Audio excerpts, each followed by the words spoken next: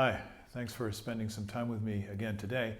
We're continuing to look at the Melodious Etudes for Trumpet book. This is Bordogni's Vocalise number 14 in that book. And I'm going to do something a little bit different today. This horn has, I recently got this and played on it a little while, and then it's been in the shop for a long time. Just got it back yesterday. And I'm going to be sending it out again very soon because it needs a valve job. So it's a vintage horn. It needs a lot of work done on it, but I'm going to, this seemed to be the right sound for this particular etude. So I'm going to play it for you on Flugelhorn today, and if you have one, you can enjoy the same practice. Here we go.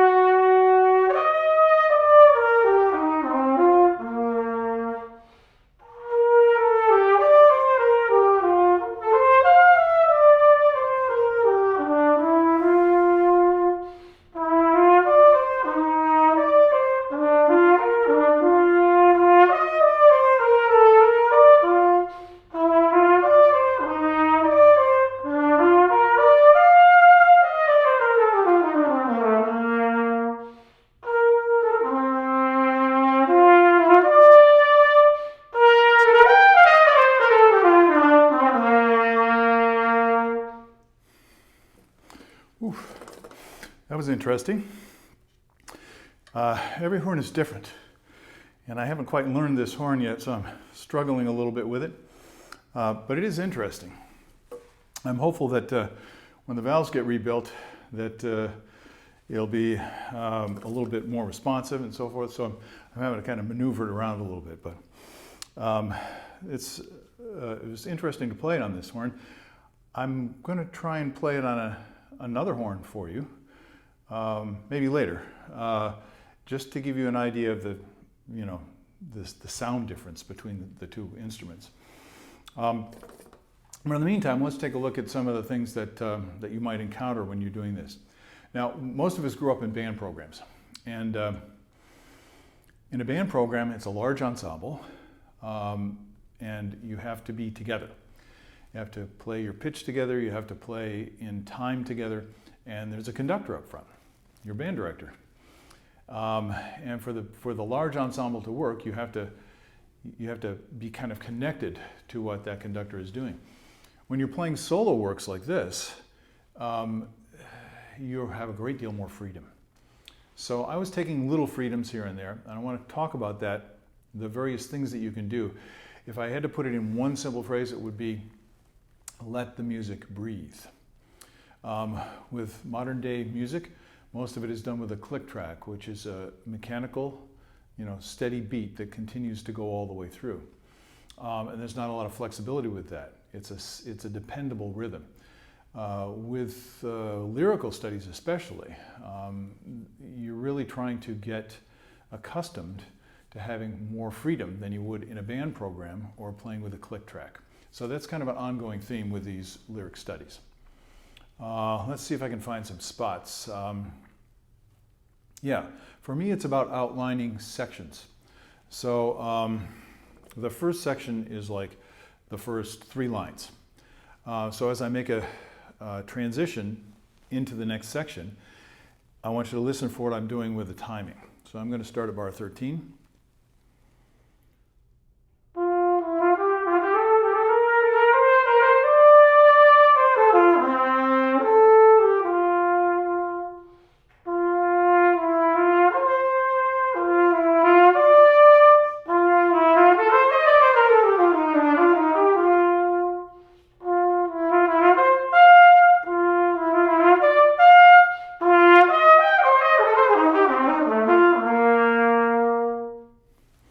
Okay, so if you were listening closely and kind of keeping your own beat, you would see that you have to be somewhat flexible with the beat. And that's something you want to try and cultivate.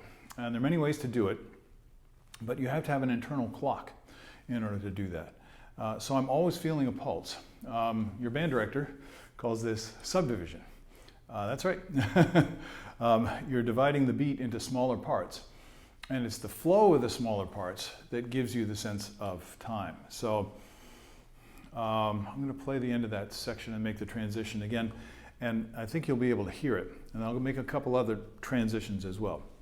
So I'm going to start at 13 again. Now here we have 30-second notes.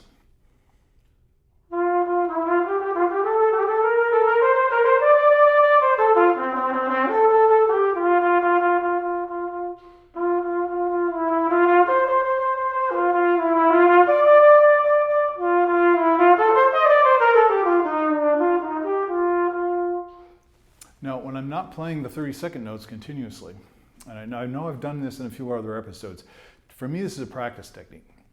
If you have trouble with the articulation, then it might not be a good idea, but putting a metronome on it is a good fundamental way to work to make sure you're developing that sense of internal time, which is, to me, the most important ingredient for good music making. You have to have a sense of the time. Here, as I said, the time is flexible. Let me see if I can find another spot. Bar 25. Going right on. See, I made that transition.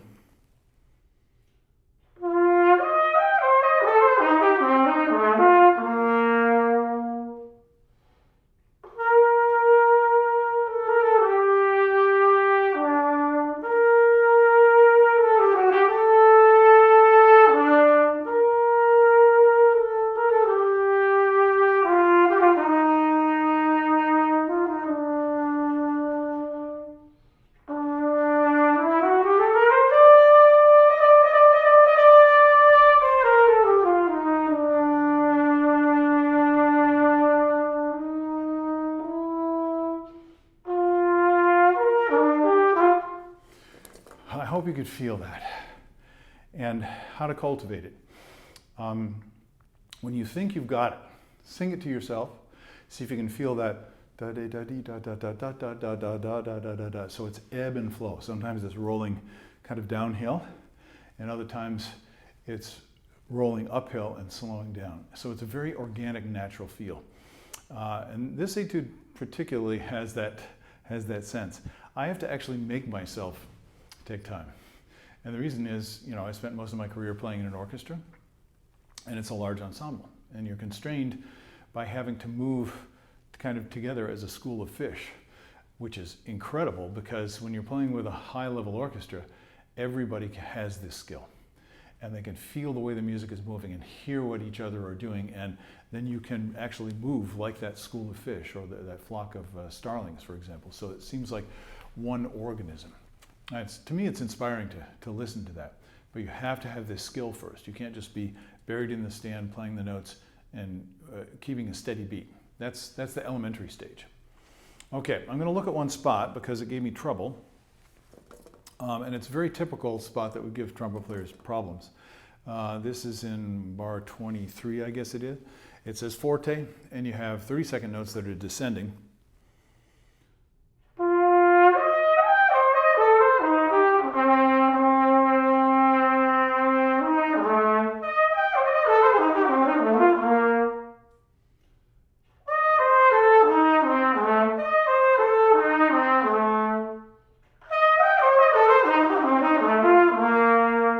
So that's a little bumpy. So of course I'm going to practice that slowly. And I'm going to try and smooth it out. Now, as I just played the anchor notes, which would be the lower notes of each of those groups,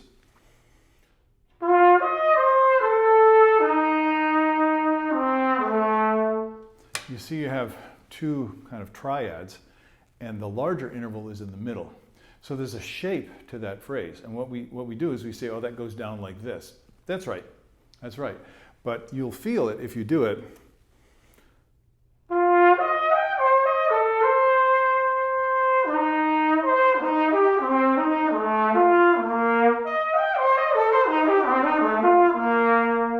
So in order to make it smooth, you have to get through that transition, that larger interval in the middle, very, very gracefully.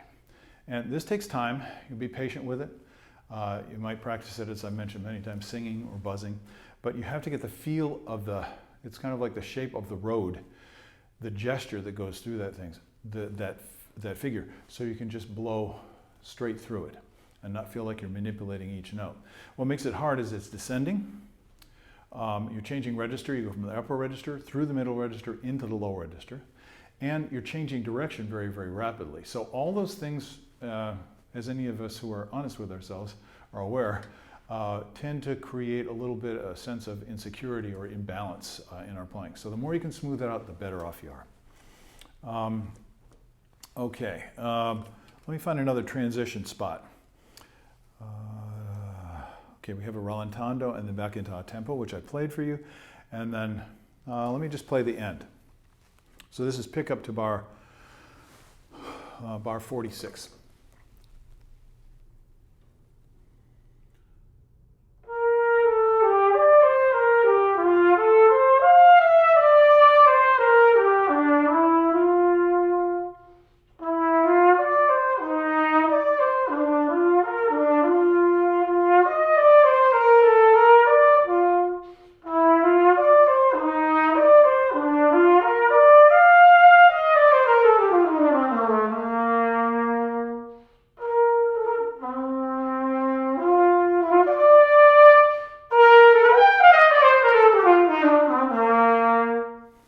Okay, now you heard a little muff in there.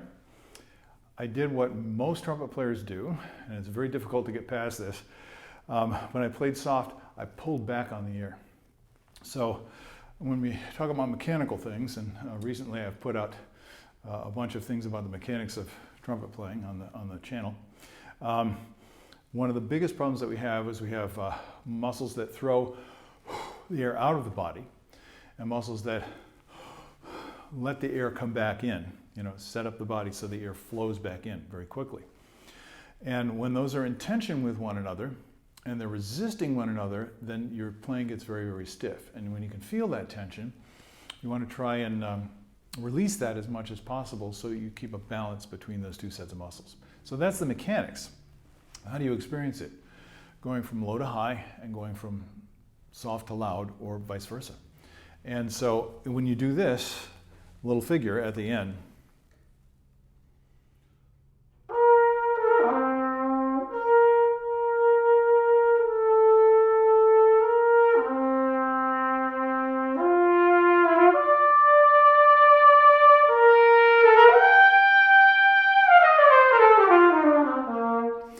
that transition can feel a little bit awkward. And when something feels awkward, we start to, I call it white knuckle. It's like if you're driving your car and you hit a patch of ice and you have no traction, you're spinning. The natural tendency is to kind of grip the steering wheel really tightly. Of course, that doesn't work. It doesn't do anything. And it's the same thing when we're playing. When you get that effect where you're kind of bearing with the embouchure, maybe a little mouthpiece pressure, you're kind of choking in your throat a little bit, you're clenching with the abdominal muscles, and you can feel that. So your goal when you're practicing is, can you just play so it feels like you have one steady, smooth, consistent flow going all the way through. That's what lyrical studies are for. Let me try that once again. And this time I'm not going to think about mechanics. I'm going to try not to think about mechanics. I'm going to try and be expressive.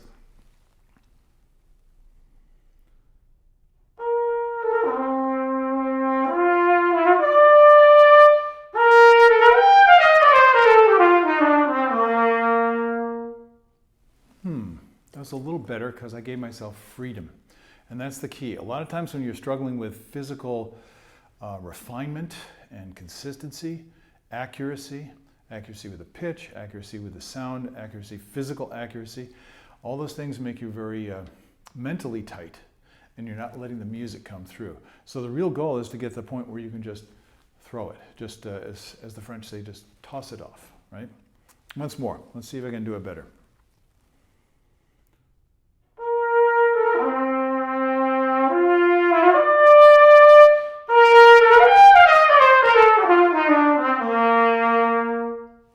I'm not sure that was better, but at least it was different. Okay, I think that's enough for you to chew on. I encourage you to try this one. I think most of you will find it fairly challenging. I had forgotten to record this initially, so things might sound and look a little bit different than they did with the initial series that I did on the Bordogni, because I would do 4, 5, 6 of etudes in a row in one recording session because I didn't have a lot of time. My timer hasn't really changed all that much, but here we are. So I decided to go back and get number 14, and this is it. Let's see. Yeah, give me a second, and I'm going to go play it on trumpet just a little bit, just to give you a taste of a different sound, which has a different character, and then your musical sense of what's going on is going to change a little bit. Give me just a moment. Okay, now we're trying this on a different horn. This is Yamaha LA Generation 1. My good friend Yaure Muniz let me borrow this. This is kind of his backup horn. And so I just got it yesterday, and it's another unfamiliar horn, like my Flugelhorn. And so I want to play a little bit of this just to have you hear the difference in the sound, and also maybe get some more ideas about what's going on with this piece. So I'll just take a little bit of the beginning.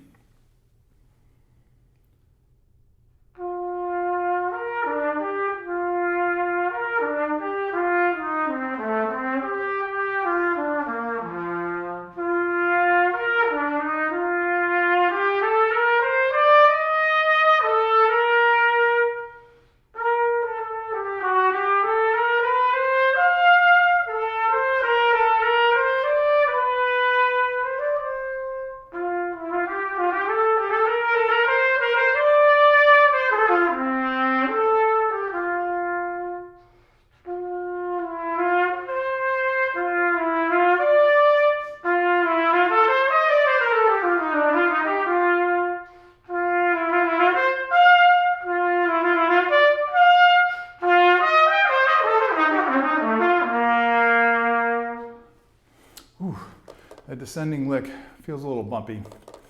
I'll have to work on that, I guess. The next bar, I want to just talk briefly about that, and then I'll let you get back to your work. A lot of people have problems with releases off ties. And so you've gotten to, I just played the end of a section, now I'm going to play the next section. And listen for where the beat is.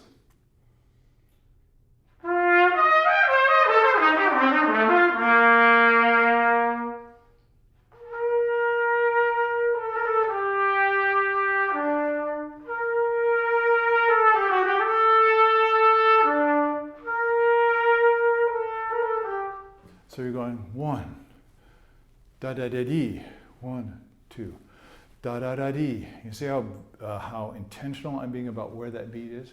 That's what I need to do. It's like conducting. If I were conducting it, so I could make sure that I know where the downbeat of the next bar is going to come. Da dee da da. Now this is elementary musicianship, but you'd be surprised how many people have trouble with it. So that's why I'm bringing it up. Even if you're a very advanced player, you can get caught by this, because it's kind of a brain thing. When we are just sustaining a note, our brain kind of powers down a few %, and we're not staying in touch, we're not staying engaged with the flow of the music. So that one idea, staying engaged with the subdivision, engaged with the flow in the time, engaged with the direction, engaged with where you're going to next, that's the key. So if you don't take anything else away from this particular video, I want you to take that away, because that is the primary thing. Okay, that's enough for today. Get back to your work. I'll see you later on down the road. Have a great day. Bye-bye.